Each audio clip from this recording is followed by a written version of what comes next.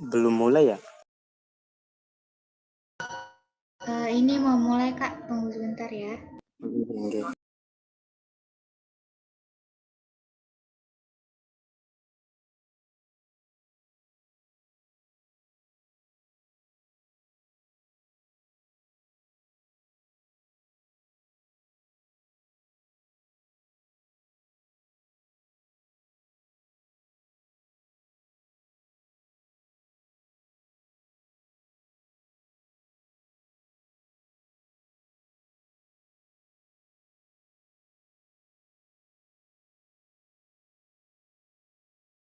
Baik, teman-teman, kita mulai saja presentasinya. Bismillahirrahmanirrahim. Assalamualaikum warahmatullahi wabarakatuh. Waalaikumsalam warahmatullahi wabarakatuh. Selamat malam kepada Ibu dosen dan teman-teman semuanya. Perkenalkan, kami dari kelompok 6 akan mempresentasikan tugas kami untuk mata kuliah Hukum Acara Mahkamah Konstitusi yang berjudul Jenis dan Sifat Persidangan. Sebelumnya, izinkan saya memperkenalkan anggota dari kelompok 6.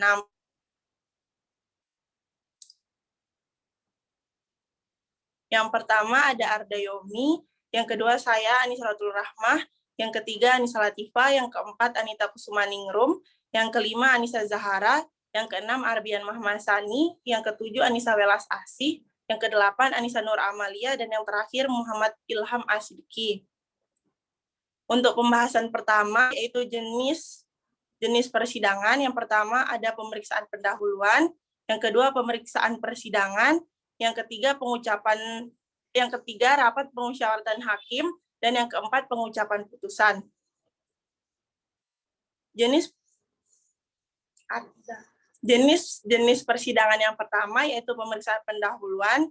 Majelis hakim memeriksa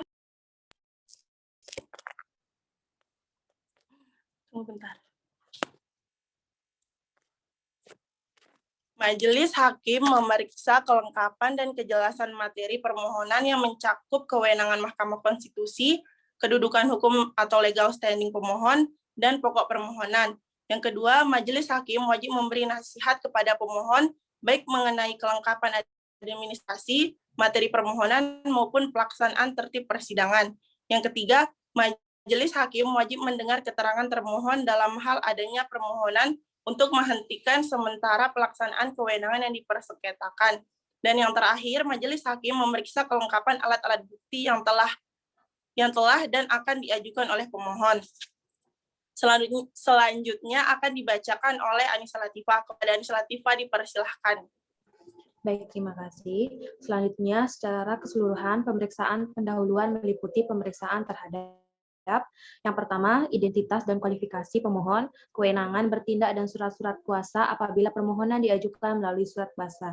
Yang kedua, kedudukan hukum pemohon, apakah memiliki kualifikasi sebagai pemohon. Yang ketiga, permohonan merupakan kewenangan Mahkamah Konstitusi dan apabila perlu dilakukan penyederhanaan masalah yang diajukan, termasuk penggabungan perkara yang memiliki posita dan petitum yang sama. Yang keempat, perubahan pemohon baik atas saran hakim maupun atas kehendak pemohon sendiri.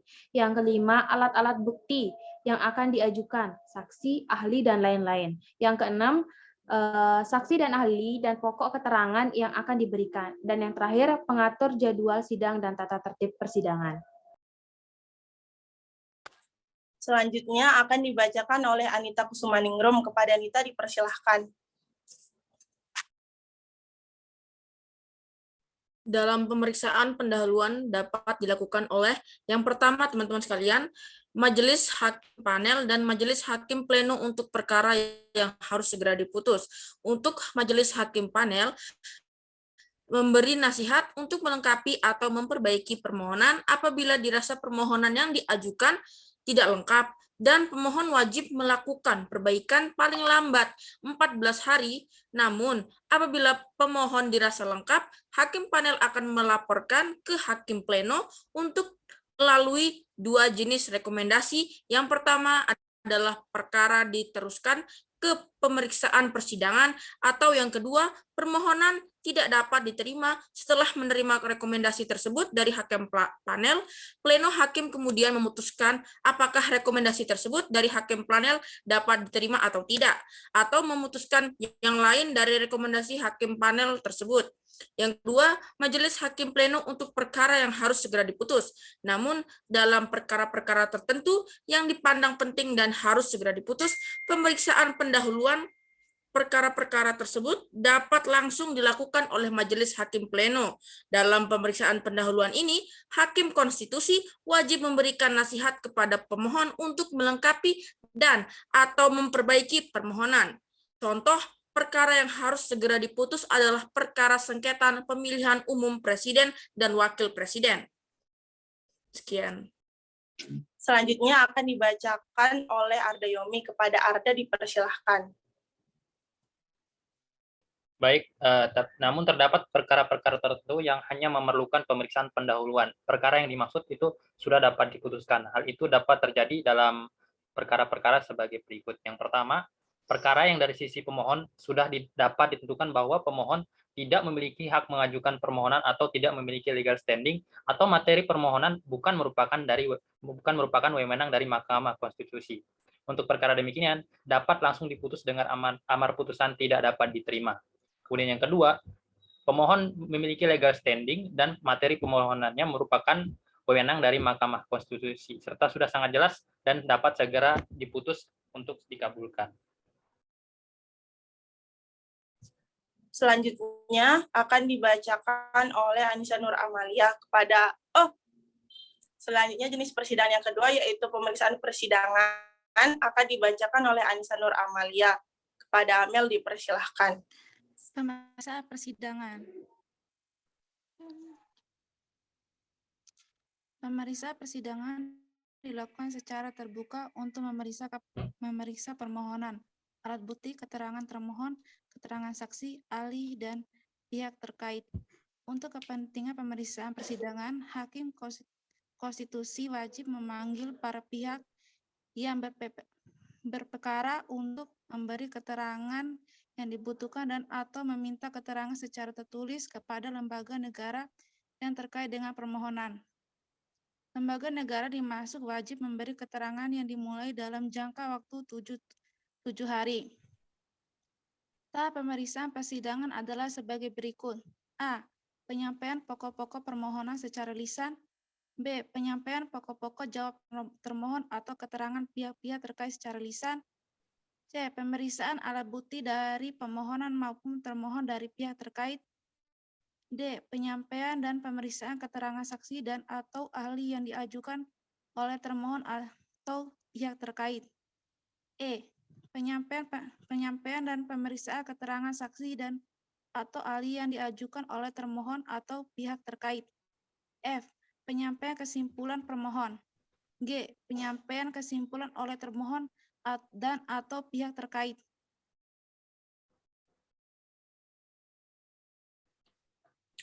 Selanjutnya, jenis persidangan yang ketiga yaitu rapat permusyawaratan hakim akan disampaikan oleh Anissa Welas Asih. Kepada Welas dipersilahkan. Baik, terima kasih. Selanjutnya ada rapat permusyawaratan hakim. Sidang rapat permusyawaratan hakim dilakukan secara tertutup berdasarkan ketentuan pasal 40 ayat 1 Undang-Undang Nomor 24 Tahun 2003 tentang Mahkamah Konstitusi. Sidang rapat permusyawaratan hakim membahas perkara dan bersifat rahasia yang diikuti oleh para hakim konstitusi, panitera dan panitera pengganti, serta membahas perkembangan suatu perkara, putusan, serta ketetapan yang terkait dengan suatu perkara. Khusus untuk RPH, pengambilan putusan perkara diatur dalam pasal 45 ayat 4 sampai dengan ayat 10 Undang-Undang Nomor 24 Tahun 2003. Terima kasih. Selanjutnya, jenis persidangan yang keempat, yaitu pengucapan putusan, akan disampaikan oleh Ilham. Kepada Ilham dipersilahkan. Baik, pengucapan putusan adalah sidang pleno di mana agenda dari persidangan ini adalah pembacaan putusan atau ketetapan Mahkamah Konstitusi untuk suatu perkara yang telah diadili dan diperiksa. Sidang pengucapan putusan pada hakikatnya adalah sidang pleno namun berbeda dengan sidang pleno pemeriksaan persidangan. Dalam sidang pleno, pengucapan putusan agendanya adalah pembacaan putusan atau ketetapan Mahkamah Konstitusi untuk suatu perkara yang telah diperiksa dan diadili. Dalam sidang pembacaan putusan, Hakim Konstitusi juga dapat menyampaikan pendapat yang berbeda dengan hakim lainnya dalam bentuk dissenting opinion. Selain pendapat mayoritas dari 9 hakim konstitusi atau conferring opinion, putusan Mahkamah Konstitusi memperoleh kekuatan hukum tetap sejak selesai diucapkan dalam sidang pleno pengucapan putusan yang terbuka untuk umum. Maka dengan demikian, putusan Mahkamah Konstitusi bersifat tetap dan mengikat sejak setelah sidang pengucapan putusan selesai. Terima kasih. Selanjutnya, sifat-sifat persidangan akan dibacakan oleh Anissa Zahara. Kepada Anissa Zahara dipersilahkan. Sifat-sifat persidangan. 1. Yaitu terbuka. Persidangan terbuka berarti persidangan dapat dihadiri oleh khalayak umum. Namun, tidak semua tahapan persidangan bersifat terbuka. Persidangan dilakukan secara terbuka hanya dapat dilakukan pada proses pemeriksaan pendahuluan, pemeriksaan persidangan, dan pengucapan putusan. Yang kedua yaitu bersifat tertutup. Persidangan tertutup tidak bisa dihadiri, dilihat, atau dihadiri oleh khalayak umum. Artinya hanya hakim Mahkamah Konstitusi yang dapat mengikuti proses persidangan tersebut. Sifat persidangan tertutup hanya berlaku pada jenis persidangan yaitu rapat permusyawaratan hakim. Namun pada perkara tertentu karena alasan kesusilaan, sidang pemeriksaan persidangan dapat dilakukan secara tertutup. Hal ini terjadi pada saat persidangan pengujian UU Perfilman yang pada salah satu pemeriksaan persidangan dilakukan secara tertutup untuk melihat potongan film yang disensor oleh lembaga sensor film. Selanjutnya kesimpulan akan dibacakan oleh Arbian. Kepada Arbian dipersilahkan.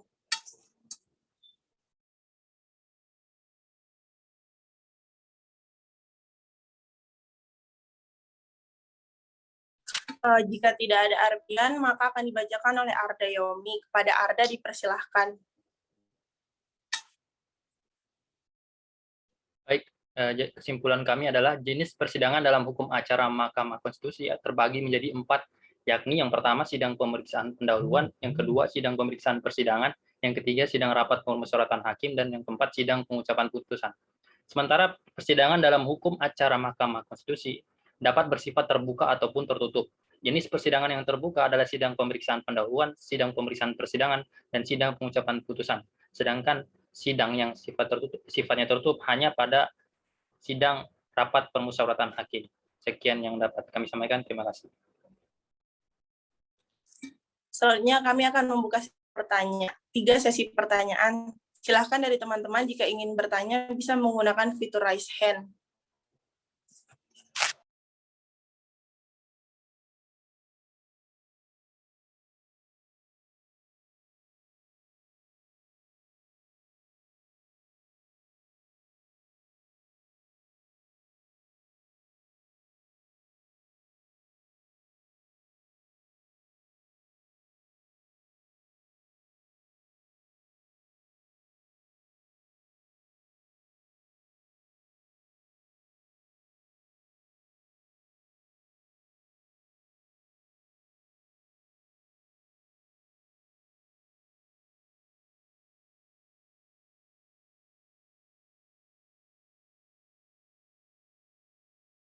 Halo.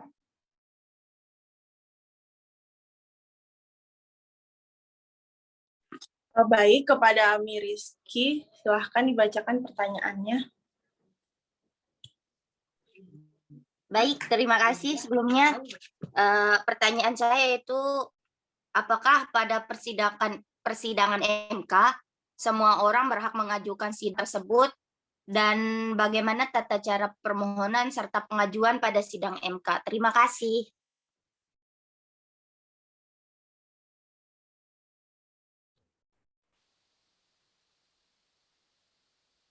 Ami bisa pelan-pelan? Mungkin bisa langsung dijawab aja. Oh ya, silahkan kepada Arda. Baik, terima kasih Ami atas pertanyaannya. Jadi, tidak semua orang dalam hukum acara Mahkamah Konstitusi itu dapat mengajukan permohonan begitu. di mana hanya orang yang memiliki legal standing saja yang dapat mengajukan permohonan ke Mahkamah Konstitusi. Legal standing sendiri di sini diatur dalam pasal 51 ayat 1 Undang-Undang nomor 24 tahun 2003 tentang Mahkamah Konstitusi, bahwa legal standing ini yang pertama maksudnya adalah syarat-syaratannya, yang pertama perorangan warga negara Indonesia, kemudian yang kedua masyarakat adat juga di sini diakui, yang kemudian yang ketiga yang mengajukan permohonan tersebut dapat berupa badan hukum publik maupun private. Yang kemudian yang ketiga itu lembaga negara. Jadi lembaga negara juga di sini dapat mengajukan permohonan ke Mahkamah Konstitusi. Nah, apabila semua persyaratan tersebut sudah dipenuhi oleh penggugat, maka penggugat tersebut dapat mengajukan permohonan ke Mahkamah Konstitusi. Dan apabila syarat-syarat tadi tidak dipenuhi, maka Mahkamah Konstitusi dalam pemeriksaan pendahuluan akan menjatuhkan putusan bahwa permohonan tersebut tidak dapat diterima karena tadi tidak memiliki legal standing atau tidak memenuhi syarat formil. Saya kira begitu, Ami. Apakah sudah bisa diterima? Ya, bisa. Terima kasih. Mungkin teman-teman yang lain akan ada yang menambahkan.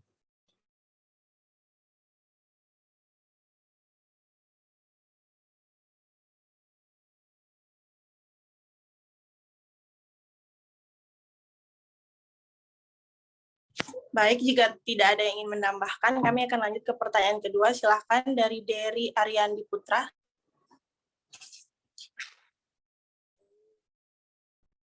Saya akan bertanya, apakah pertimbangan hakim atau dissenting opinion hakim dalam putusan Mahkamah Konstitusi yang ditolak seluruhnya bisa dijadikan dasar hukum? Mohon maaf, bisa diulangi?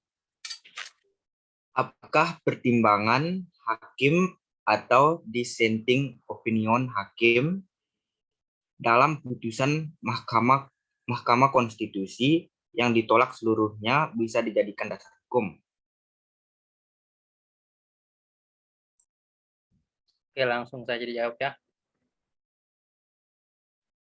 Terima kasih dari Ariandi Putra pertanyaannya. Jadi hakim itu dalam putusannya ada dua jenis. Yang pertama itu dissenting opinion dan yang kedua itu concurrent opinion. Di mana dissenting opinion ini adalah pendapat dari para hakim yang kurang dominan. Di mana hakim itu ada 9, yang 5 yang dissenting opinion ini adalah hakim yang lebih sedikit begitu memilih untuk menyatakan pendapat yang berbeda. Misalnya yang 5 orang setuju, kemudian yang 4 ini tidak setuju. Nah, yang 4 ini dinamakan dissenting opinion. Nah, dissenting opinion ini tentunya tidak berpengaruh terhadap hasil putusan dari Mahkamah Konstitusi tersebut. Misalnya dalam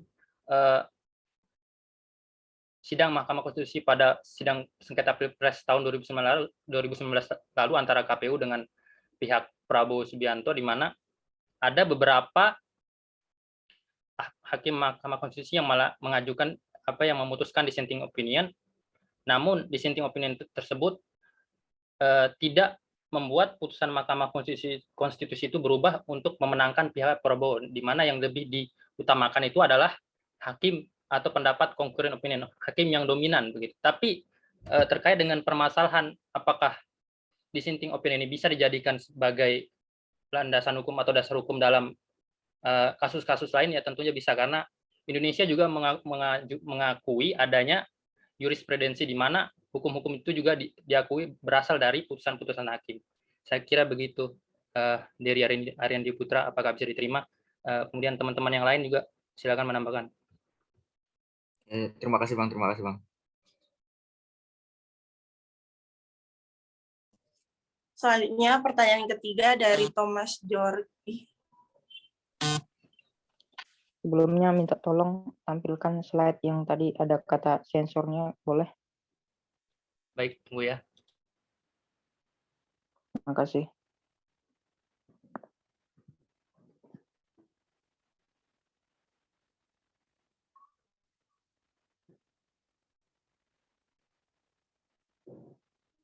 Ini udah nih.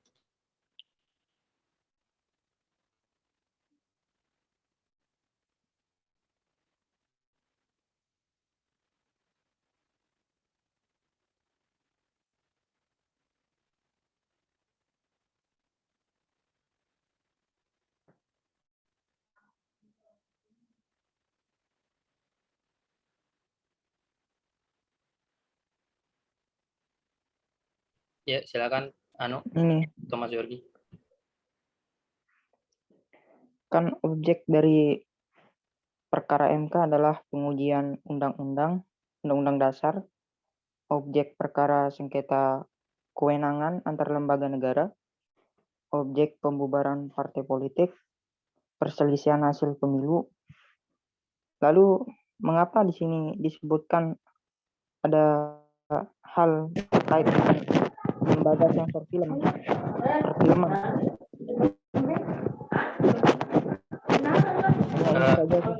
Ya, terima kasih. Tolong baik Puspita Ayu, mic-nya di-mute dulu. Moderator tolong ditertibkan dulu itu. Mohon maaf.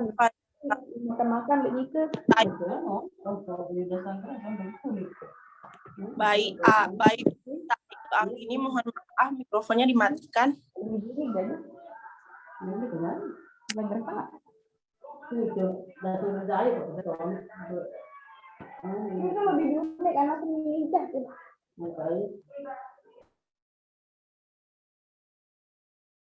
Oke, mohon maaf ya teman-teman, mic-nya semuanya saya mau terpaksa. Jadi menjawab dari pertanyaan Thomas Yorgi tadi bahwa memang salah satu yang disidangkan di MK itu adalah undang-undang, dan ini maksudnya dari lembaga sensor film ini karena ini adalah pengujian undang-undang perfilman dulunya. Jadi ini dalam rangka pengujian undang-undang perfilman. Jadi ada salah satu adegan film yang adegan 18+ lah. Jadi nggak mungkin kan kayak disiarkan di TV rame-rame kita nonton gitu kan, adegan 18+. Jadi terpaksa dilakukan sidang secara tertutup demi etika atau moral gitu. Karena tidak baik juga mungkin ada anak kecil yang nonton gitu kan. Jadi terpaksa dilakukan secara tertutup. Jadi ini lembaga sensor film ini maksudnya dalam rangka pengujian undang-undang perfilman. Nah, itu saja. Bentar ya, mic-nya saya dulu.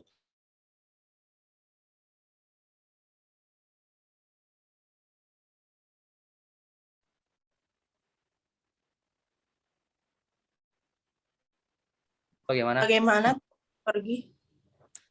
Tapi gini kan, yang disebut di sini objek perkaranya adalah pengujian undang-undang terhadap undang-undang dasar gitu. Kenapa bisa ada undang-undang perfilman?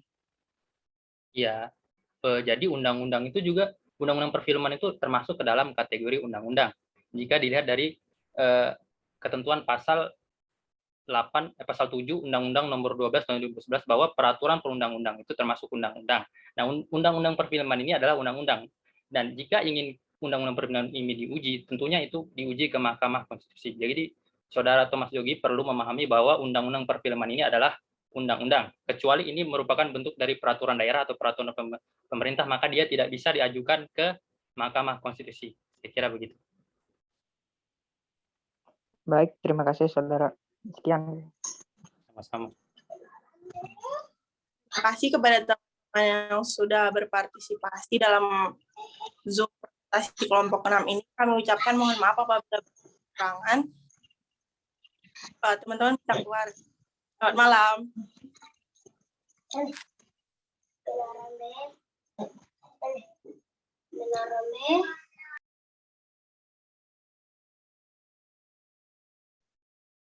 Udah selesai nih? Udah. Ya, kita udah selesai. Tapi nggak tahu ini kayak mana ini. Kita kirim request. Udah keren dah, Lord. Itu undang-undang itu. Tunggu dulu, belum keluar semua. Undang-undang pasal berapa? Kenapa, Bang? Udah selesai keluar. Udah kalau undang-undang itu. Mohon maaf teman-teman yang lain bisa keluar. Itu harusnya dijelasin undang-undang berapa misalkan, pasal berapa, tahun berapa itu harusnya diterangin itu. Oh ya, siap. Mungkin kesempatan berikutnya akan diterangkan. Kurang dicantumkan juga tadi kan. Ayo udah kita live. Matiin dah.